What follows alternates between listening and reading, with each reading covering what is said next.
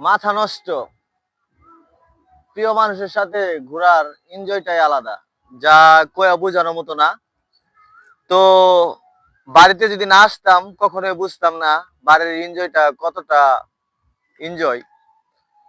তো বুঝি না কিছু ভাই, এত সুন্দর প্রাকৃতিক থুয়া কিভাবে যে আমরা থাকি বাহিরে ঢাকায়, এই 10 তলা 20 তলা ভুবনের পাশে থাকি, জীবনের রিস্ক, ঠিক আছে।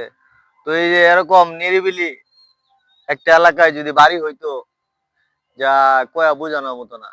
একটা মনের মানুষ থাকতো, তাহলে কতই না ভালো হইতো।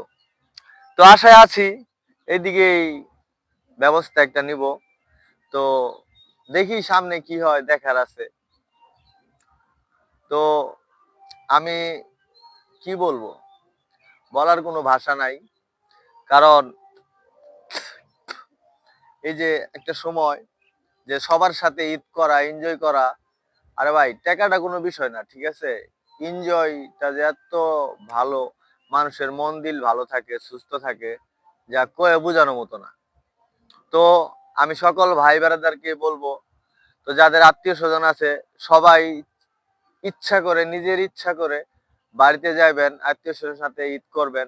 দেখবেন কতটা ভালো লাগে, কতটা এনজয় আপনি ফিল করতে পারেন, ঠিক আছে।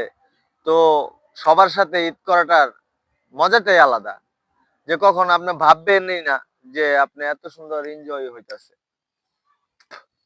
প্রিয় মানুষের দেখা, আত্মীয় স্বজনের কথা, ময় মুরব্বীর ছায়া, সবকিছুই যখন মিলিত হয় তখন, ঠিক আছে, মনটা জড়ায় যায়, প্রাণটা জড়ায় যায়, ঠিক আছে।